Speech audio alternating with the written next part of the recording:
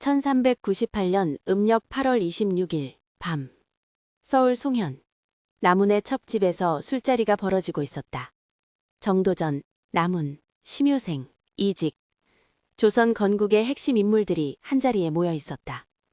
그들은 몰랐다. 이 밤이 마지막 밤이 될 줄은. 바깥에서 말발굽 소리가 들렸다. 그러나 술에 취한 그들은 알아채지 못했다. 정한군 이방원의 사병들이 집을 포위하고 있었다. 정도전. 조선이라는 나라를 설계한 사람이다. 그는 단순한 학자가 아니었다. 혁명가였다. 그는 민을 발견한 사람이었다. 1375년 정도전은 나주 거평부곡으로 유배되었다.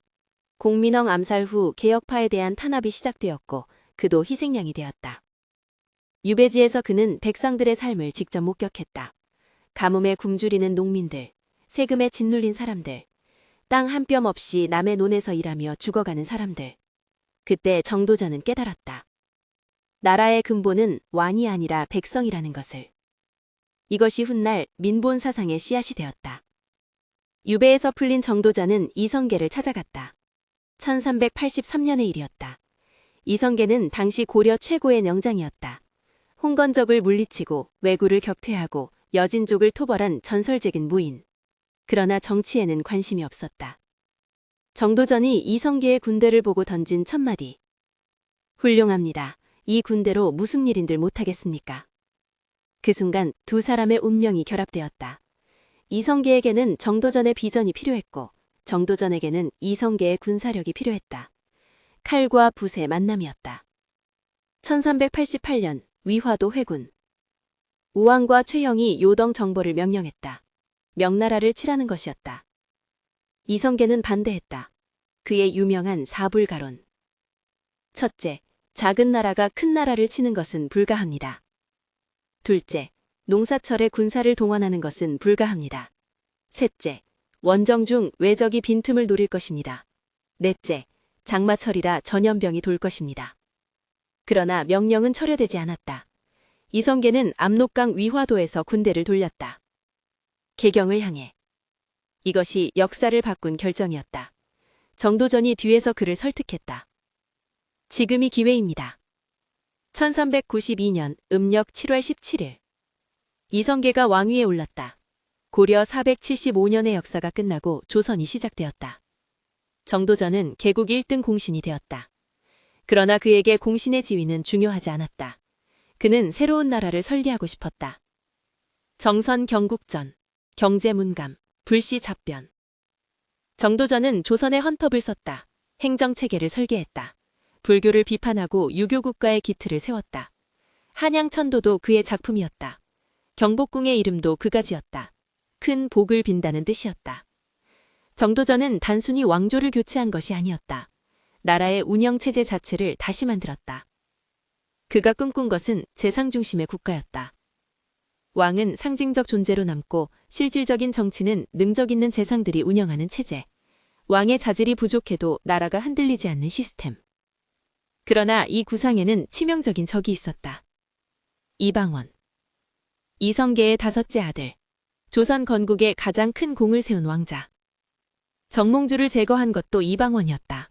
선주교에서 철퇴를 휘두르게 한 것도 그였다.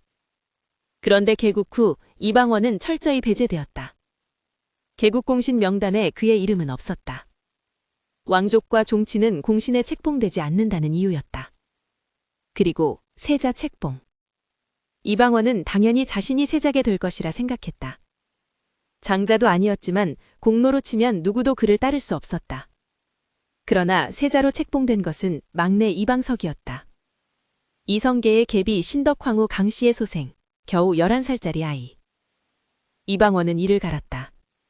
배후에 정도전이 있다고 생각했다. 실제로 정도전은 방석의 세자 책봉에 반대하지 않았다. 오히려 세자의 스승이 되어 그를 교육했다. 왜? 정도전이 원한 것은 강력한 왕이 아니었다. 어린 왕, 조종하기 쉬운 왕이 필요했다. 그래야 재상 중심 체제가 가능했으니까.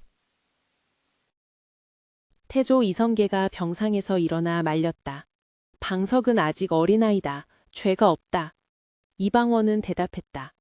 장자를 버리고 어린 아들을 세우셨기 때문에 이 일이 일어났습니다. 방석은 폐위되어 궁 밖으로 쫓겨났다.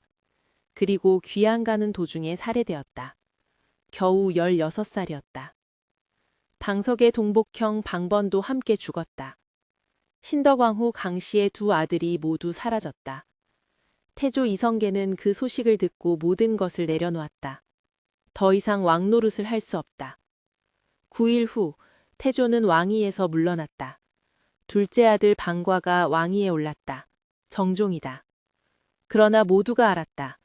진짜 권력은 이방원에게 있다는 것을. 2년 후 1400년 제2차 왕자의 난. 이방원은 형 이방간마저 제거했다. 그리고 마침내 왕위에 올랐다. 태종. 조선의 세 번째 왕. 조선 왕조 500년의 기틀을 닦은 군주. 역설적이게도 그가 한 일 중 상당수는 정도전이 설계한 것이었다. 사병혁파. 태종이 이것을 완성했다. 정도전이 하려다 죽은 바로 그 일을. 정도전은 사병혁파를 시도했기 때문에 죽었다. 그리고 태종은 정도전을 죽인 후 바로 그 사병혁파를 실행했다. 아이러니였다. 정도전의 이름은 오랫동안 역적으로 남아 있었다. 그가 복권된 것은 사후 400년이 지난 1865년 흥선대왕군이 경복궁을 중건하면서 정도전을 재평가했다. 경복궁, 정도전이 이름 지은 궁궐. 그 궁궐을 다시 세우면서 그를 세운 사람도 다시 역사의 전면에 나왔다. 그러나 역사의 평가는 여전히 엇갈린다. 어떤 이는 그를 민본사상의 선구자, 조선의 진정한 설계자로 추앙한다. 어떤 이는 그를 권력의 눈이 먼 책사, 결국 자신의 야망에 스스로 무너진 인물로 평가한다. 1398년 음력 8월 26일 밤, 서울 송현. 조선을 설계한 사람이 조선의 왕자에게 죽었다. 그가 만든 나라에서 그가 세운 왕조에 의해. 붓으로 나라를 세웠으나 칼 앞에 쓰러졌다. 혁명가의 운명이었다. 정도전은 그날 밤 무슨 생각을 했을까? 자신이 설계한 나라가 500년을 이어갈 것이라는 것을 알았을까? 그 나라에서 자신의 이름이 역적으로 400년간 불릴 것이라는 것을 알았을까? 알았다 해도 달라지는 것은 없었을 것이다. 그는 이미 주사위를 던졌으니까. 역사는 그렇게 흘러갔다. 조선을 설계한 자, 정도전. 그의 마지막 밤은 송현의 불길 속에서 끝났다.